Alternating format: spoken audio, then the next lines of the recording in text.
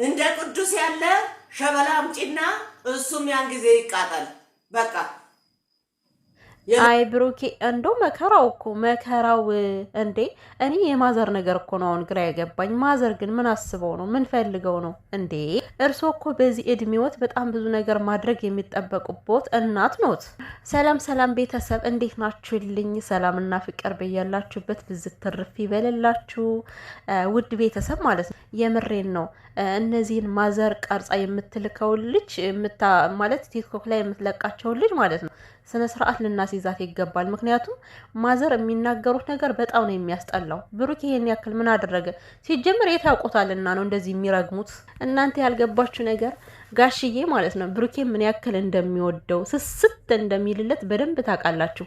ለምን ይመስላችኋል? ጋሽዬ ሀይሚ አልፈልግም እኔ ብሩኬን በጭራሽ አብረን ብንሆንም ማስደሰት አልችልም ብላ ስትናገር ጋሽዬ በዛ ሰዓት አይ ልጄ ካልፈለገችማ በቃ ተለያዩ ብሎ ያላለያያቸው ለምን ይመስላችኋል? ቤተሰብ ለልጅ የሚጠቅመውን ነገር በደንብ ያውቃል። ገብቷችኋል?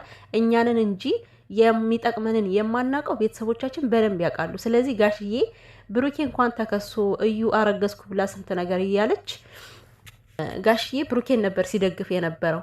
ለምን? ባህሪውን ስለሚያውቅ መልካም ልጅ ጨዋ ልጅ ስለሆነ ለልጄ ይገባታል ትክክለኛ ባል ነው ብሎ ስለሚያስብ ጋሽዬ ከብሩኬ ጎን ነበረ።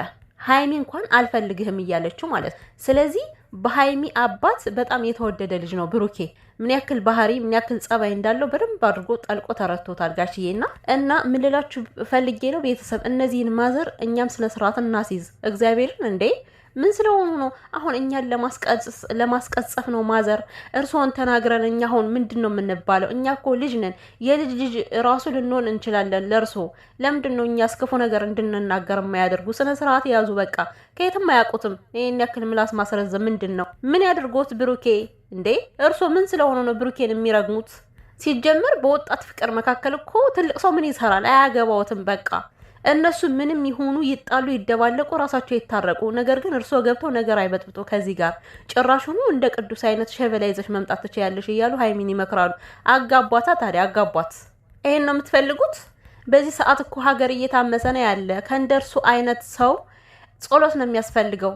ሀገራችን ጠብቅልን፣ በስደት ያሉ ልጆቻችን ጠብቅልን ብሎ ጸሎት ነው ማድረግ የሚያስፈልጎት እንጂ ከዚህ ጋር እየወጡ ይሄን ያክል መርዝ የሆነ አማርኛ መርጨት ምንድን ነው የሚሉት? ምንድን ነው የሚሉት? ቆይ ብሩኬ እኔ ወንድም ፈጣሪ አምላክ ይጠብቅ፣ እግዚአብሔር ከጎን ይሁን። ማንም ስለለፈለፈ ብሩኬ የሚወድቅ ሰው አይደለም። በነገራችን ላይ ፈጣሪ ነው ጠባቂው አይደለም። እሱ ስለረገሙት ብሩኬ አይሞትምም አይቆረጥም። ሲጀመር ለሀይሚ መኪና ነው ማስረከብ ያለብን። ልክ እንደ ወንድም ቁልፍ እንዳስረከብከው የመኪና ቁልፍ አስረክባት ብለው እሱን ስድብና እርግማን እያወረዱበት ነበር ማለት ነው። ቁልፍና ማለት መኪናና ቤት ምን ልዩነት አለው? መኪና እኮ ቤት እኮ አስረክባት አይደል እንዴ? ቤት ሰርቶ አስረክባታል እኮ ብሩኬ። ለሀይሚ ምን አጎደለባት? ሲጀምር እሷ ምን አገባውት? እራሳቸው ያውቃሉ። የምሬን አሁን የኔ እናት እንደዚህ ስል ብሰማ ከትልቅ ሰው ላይ እንደዚህ አይነት የሆነ እላፊ ቃላት ስናገር ብሰማ ትገለኛለች እግዚአብሔር። ስለዚህ ማዘር እኛም መጥፎ ነገር እንድንናገር አያድርጉ። በቃ እኛ ልጅዎት ነን። ስለዚህ እርሶን መናገር አንፈልግም። ብሩኬን ግን በጭራሽ እንዲረግሙት አንፈልግም። እና ቲክቶክ ሁሉ ማለት ነው በቃ ከላይ እስከታች ብሩኬ ብሩኬ ብሩኬ ብሩኬ ነው የሚሉት። ማዘር የብሩኬ ስም ሱስ ሆኖ ቦት መሰለኝ። ሱስ ከያዞት ደግሞ ቡና ጠጡ፣ እንደዛ ነው። ትልቅ ሰው ቡናውን ፍልት አድርጎ ነው የሚጠጣው። እና ዝም ብሎ ልጅዎን ወጥተው አይራገሙ ማለት ነው። ይሄ ልክ አይደለም። እኛንም አያስቀስፉን። ሲጀመር ብሩኬ በአማቹ የተወደደ ሰው ነው። አይሚ አልፈልግም አለች እንጂ እሱ በጣም የተወደደ ተወዳጅ ሰው እንደሆነ ማወቅ አለቦት። እና በጣም ይደብራል። ሀይሚን ብትሆን እድለኛ ነበረች እኮ እሙሽን የመሰለች እናት አግኝታ ነበረ ማለት። አሁን የአላዛርና የተንሱን ህይወት ተመልከቱልኝ ምን ያክል እየተበጣበጡ እንዳለ። ይሄ የሚሆነው በእናትየው ምክንያት ማለት ነው። ተንሱን አስገብቼ ክላስ ውስጥ በቀበቶን የምገርፍሽ እያለቻት ነው አማቷ ማለት ነው። እኔ የምለው ግን ይሄ ምን አይነት ድፍረት ነው ማለት? ማን በወለደው ነው ማን ገራፊ የሚሆነው? እንደዚህ ብላ ስትናገር ያላዛር እናት ማለት ነው። የትንሱ እናት ምን ያክል ሊሰማት እንደሚችል እንግዲህ እናቶች ታውቃላችሁ። ማንም ሰው ከልጃቸው ላይ እጅ እንዲያሳርፍ አይፈልጉም አይደል? እና እነሱን ከመካከል ያስገባዋቸው ምን ፈልጌ መሰላችሁ? እሙሽ በጣም ለሀይሚ ያላት ቦታ በጣም ይለያል። በጣም ነው የምትወዳት፣ እንደ ልጇ ነው የምትሳሳላት። ግን ደግሞ ሀይሚ ይሄን ነገር አልፈልግም ማለች። በቃ እኔ አልፈልገውም፣ ለግሌ ነው መኖር የምፈልገው፣ ብሩክ የሚባል ሰው ማየትም አልፈልግም መስማትም አልፈልግም እያለች ነው። ስንት ሰው አሉ መሰላችሁ በፍቅረኛቸው ቤተሰቦች የሚጠሉ፣ ፍቅረኛሞች እየተዋደዱ የሚለያዩ። ከምሬ እኮ ነው። እነሱ አብረው መኖር እየፈለጉ ቤተሰብ ጦስ ሆኖባቸው ፍቅራቸው የተበታተነ ሰዎች አሉ። ሀይሚ እድለኛ ነች የምለው ለዚህ እኮ ነው። ምክንያቱም ከወንድሞቹ እስከ እናቱ እጅግ በጣም ነበር የሚወዷት። እኔ ነበር ብዬ ባላወራ ደስ ይለኛል። ለምን ከዚህ ጋር ያለቀ ነገር ስለሌለ ነውና ወሬውን ነው እንደዛ እያልኩ ማወራቸው ማለት ነው። እና ነገሮች በጣም ከባድ ናቸው። ይሄ ሁሉ የተናገርኩት በማዘር የተነሳ ነው። ምክንያቱም ማዘር በጣም ነው የሚያናድዱኝ። እኔ እንዴ ዝም ብሎ ሰውን ያላግባብ ለዛውም በማይገባቸው ነገር እኮ ነው እንደዚህ ዝም ብለው ወጥተው የሚዘራጠጡት። ያሳፍራል። እውነት በጣም ነው የሚያሳፍረው አንድነት በዚህን ያክል ደረጃ ወጥተው ሲናገሩ። እና ያው በትናንትናው ዕለት ያው እሱን ሰው ስለጠላው ነው፣ ኤፍሬምን ሰው ስለጠላው ነው። ኦፍኮርስ በትክክል ኤፍሬምን ሰው ስለጠላው ብቻ ነው። እግዚአብሔርን እንዴ! ምክንያቱም ሀይሚ ካነጋገሯ ትለያላችሁ። ሲጀምር የሀይሚ አነጋገር ንዴት ነው ብያችኋለሁ እኮ እና እኔ ለብሩኬ አስቤ አዝኛ አይደለም ይቅርታ እንድጠይቅ ማድረግ አለችው አይባልም። ሲጀመርም እንደው የሆነ ለብሩኬ አዝኜ አይደለም የሚለውን ቃል ውስጥሽ ላይ ብትይዙ የተሻለ ነው። ሚዲያ ላይ ስታወጪው ላንቺ የሚሰጥሽ ነገር ራሱ ትክክል አይሆንም እና አይባልም። ሲጀመር ምን ችግር አለ ብታዝኝለት? ስንት ዓመት ሙሉ አብሮሽ የነበረ ወንድ አይደለ? 2 ዓመት ሙሉ እኮ አብራችሁ በፍቅር ያሳለፋችሁ ሰዎች ናችሁ። ስለዚህ በቃ በግልጽ እሱ ተጸጽቶ ነው ይቅርታ መጠየቅ ያለበት አሁንም ቢሆን ማለት ነው። እኔ ትናንትና ቃሉ ይቅርታው ልክ ቢሆንም ግን ደግሞ አግባብ ያልሆኑ ነገሮች አሉ፣ የተሸፋፈኑ ነገሮች አሉ። አመጣጡ ምንድን ነው? የደበደቡ ሰዎች ማን ናቸው? ለምንስ በብሩኬ ላይ ልታመካኝ ፈለግ የሚለው ነገር ግልጽ መሆን አለበት። ሲጀመር ኤፍሬም አላማው እኮ ብሩኬን ለማስጠላት ነበር። የምሬን ነው የምላችሁ። ይሄን ግን ተረድታችኋል? ብሩኬን ለማስጠላት፣ ብሩኬን ሚዲያ ላይ ለማጥፋት። በፈጣሪ ስም ሰው ግን ይሄን ያክል ክፉ ነው? እንደው ሀይሚና ብሩኬ ፈጣሪ ይግባላችሁ። ሰው እንኳን አየነው ሁሉም ማለየት ነው የሚፈልገው። ፈጣሪ እጁን ዘርግቶላችሁ ፍቅራችሁ አንድ ነው መለየት የለባችሁ የሚል ከሆነ አንድ ያድርጋችሁ። ከዛ በስተቀር ግን የምር ብትለያዩም ራሱ ማለት ነው ሀያል ቃላቶችን ልትጠቀሙ አይገባም። ከምሬ ነው። ምክንያቱም ያሳለፋችሁት ጊዜ የያዛችሁ በቃ ሀይሚ አሁን ከማንከበርበት ቦታ ላይ መቆም አንፈልግም እያለች ነበረና ማን ያላከበረሽ? ብሩኬ ነው። ብሩኬ 2 ዓመት ሙሉ አክብሮሽ ነው የኖረ። እውነት ለመናገር ገና የእዩ ነገር ተነሳ፣ ገና ያብስላት መታ ጸብ ፈጠረችና ያ ነገር ሊደመሰስ አይገባም።